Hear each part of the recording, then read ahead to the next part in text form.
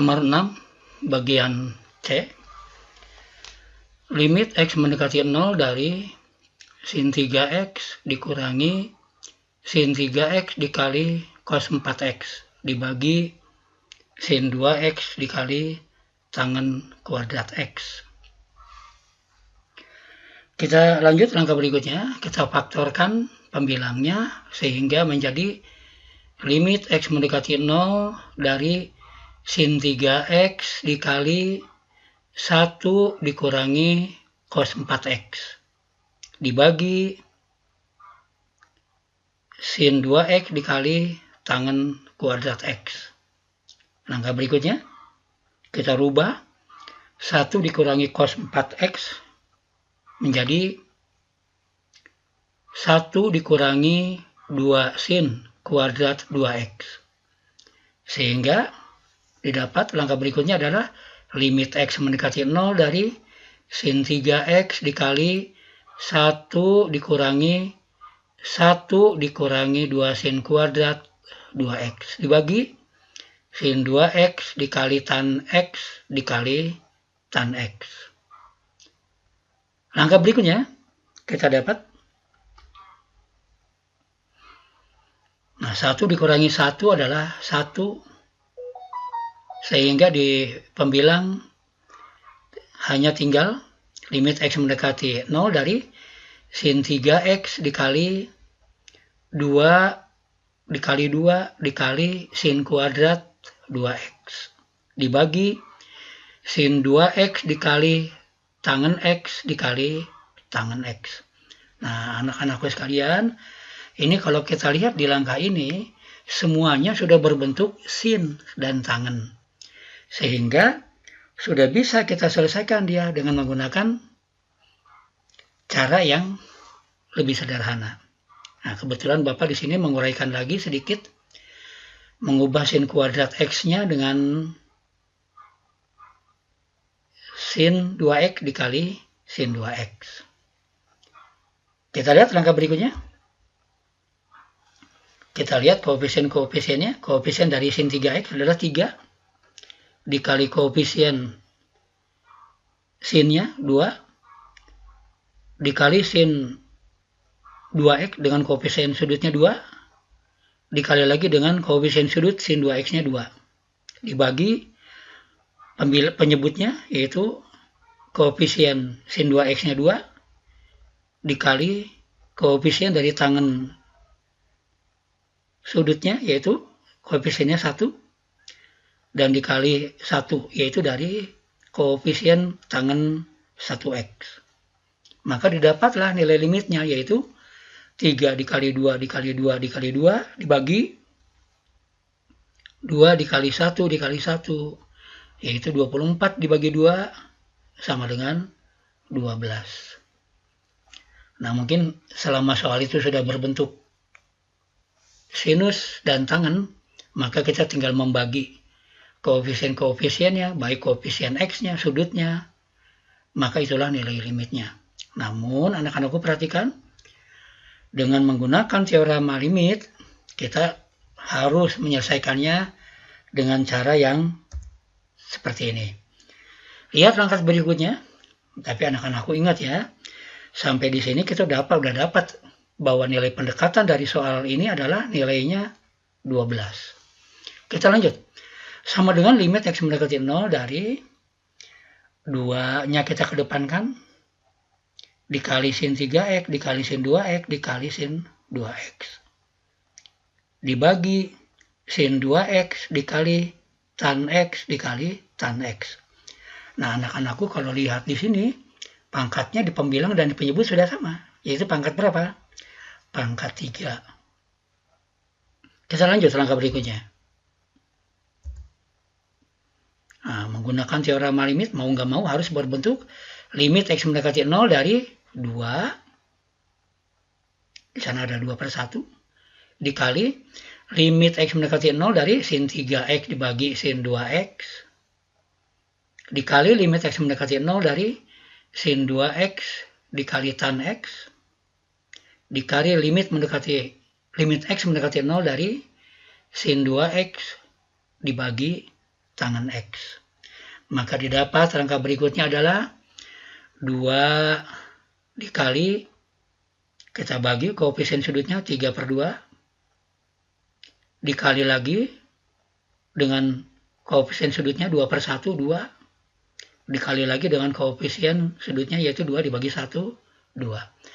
Maka didapat nilai limitnya adalah 2 dikali 3 dikali 2 dikali 2. Maka didapatlah nilainya yaitu 24/2, atau didapatlah nilai pendekatan dari contoh soal bagian C ini adalah 12. Kita lanjut lagi anak-anakku dengan contoh soal yang bagian D.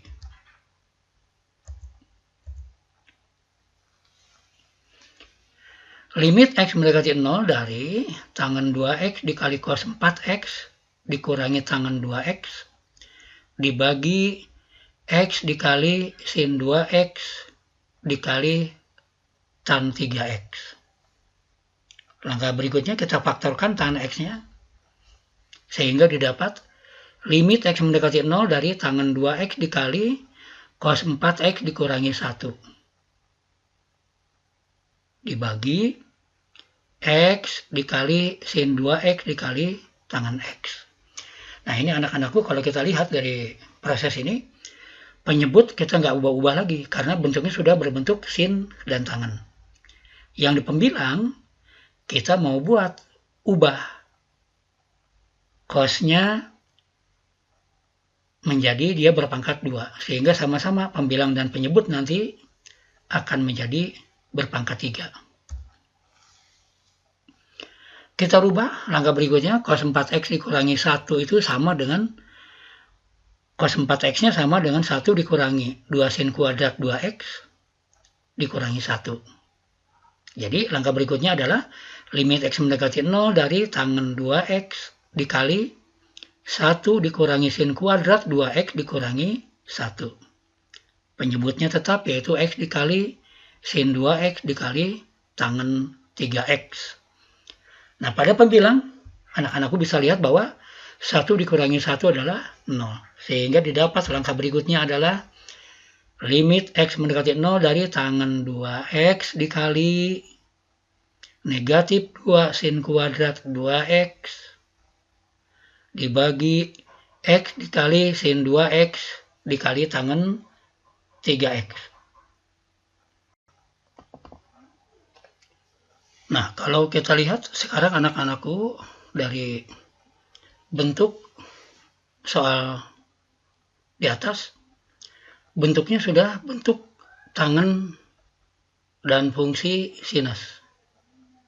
Nah, sehingga kita bisa cari nilai limitnya, yaitu dengan cara kita lihat koefisien-koefisien sudutnya dan koefisien-koefisien dari variabelnya.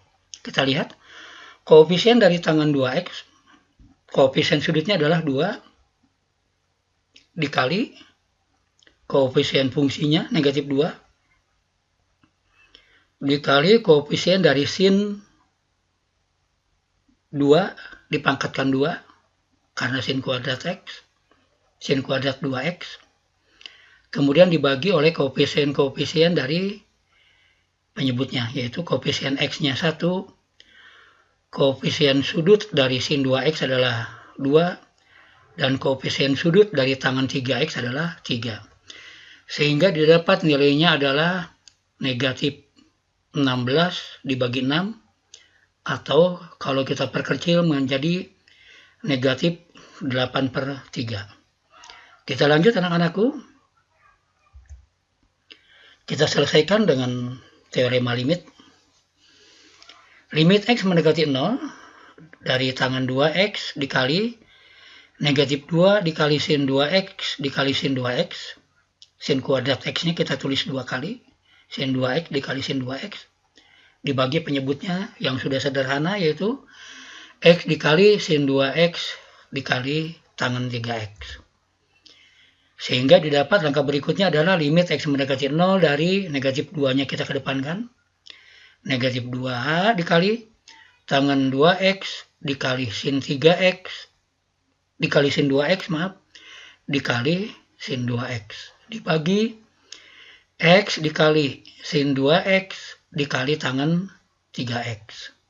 Sehingga didapat langkah berikutnya adalah limit x mendekati 0 dari 2 dikali limit x mendekati 0 dari tan 2x dibagi x dikali limit x mendekati 0 dari sin 2x per sin 2x dan dikali limit x mendekati 0 dari sin 3x sin 2x dibagi tangen 3x. Sehingga didapatlah nilainya adalah negatif 2 dikali limit x mendekati tangen 2x per x, yaitu 2 dibagi 1 dikali limit x mendekati 0 sin 2x per sin 2x 1, 2 dibagi 2 koefisiennya, dan limit x mendekati 0 dari sin 2x dibagi tangen 3x, yaitu 2 per 3. Maka didapatlah hasilnya negatif 8 dibagi 3. Atau didapatlah nilai pendekatan dari limit fungsinya adalah negatif 8 per 3. Kita lanjut anak-anakku dengan contoh soal yang terakhir, yaitu nomor 6 bagian E. Soalnya adalah limit x mendekati 0 dari cos 8x dikurangi 1 dibagi 2x dikali sin x dikali cos x. Kita lihat langkah berikutnya. Kita rubah cos 8x-nya dalam bentuk rumus sudut rangkap menjadi limit x mendekati 0 dari 1 dikurangi 2 sin kuadrat 4x, itulah pengganti daripada cos 8x, dikurangi 1 dibagi 2x dikali sin x dikali cos x. Langkah berikutnya, limit x mendekati 0 dari, nah lihat anak-anakku, 1 dikurangi 1 adalah 0, sehingga didapat pembilangnya tinggal negatif 2 sin kuadrat 4x dibagi 2x dikali sin 4x dikali cos x. Nah, kalau kita lihat anak-anakku, dari ruas yang sebelah kiri, dari limit yang ada di langkah ini, kita lihat pangkatnya di pembilang pangkat 2 dan di penyebut pangkat 3. Tapi anak-anakku ingatkan, kalaupun di penyebut pangkatnya adalah pangkat 3, yang membentuk pangkat 3-nya itu adalah yang berbeda, itu adalah ada cos di sana. Sehingga kita bisa cari nilainya langsung, yaitu dengan cara kita kalikan koefisien-koefisien dan koefisien sudutnya, yaitu negatif 2 dikali sin 4x, koefisiennya 4, dikuadratkan, karena di sana sin kuadrat 4x, dibagi koefisien dari 2x 2, koefisien dari sinus 1x, koefisien sudutnya 1, dan cos x-nya 1. Sehingga didapat nanti hasilnya adalah negatif 2 dikali 4 kuadrat dibagi 2 dikali 1 dikali 1 sama dengan negatif 32 dibagi 2, yaitu negatif 16. Kita mau lanjut selesaikan anak-anakku dengan cara konsep teorema limit. Limit x mendekati 0 dari negatif 2 dikali sin 4x dikali sin 4x dibagi 2x dikali sin x dikali cos x.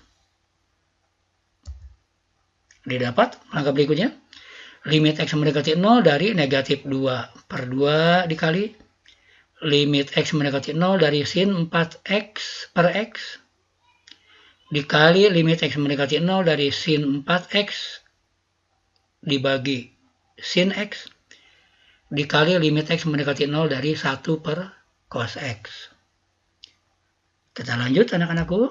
Didapat langkah berikutnya adalah limit x mendekati 0 dari negatif 2 per 2 adalah negatif 1 dikali limit x mendekati 0 dari sin 4x dibagi x, 4 dibagi 1 yaitu 4, dikali limit x mendekati 0 dari sin 4x dibagi sin 4x, 4 dibagi 1, koefisien-koefisiennya 4, dan untuk limit x mendekati 0, untuk 1 per cos x, kita gantikan X-nya dengan 0. Maka didapat 1 per cos 0. Cos 0 itu adalah 1. Maka didapat nilainya adalah negatif 1 dikali 4 dikali 4 dikali 1. Yaitu negatif 16.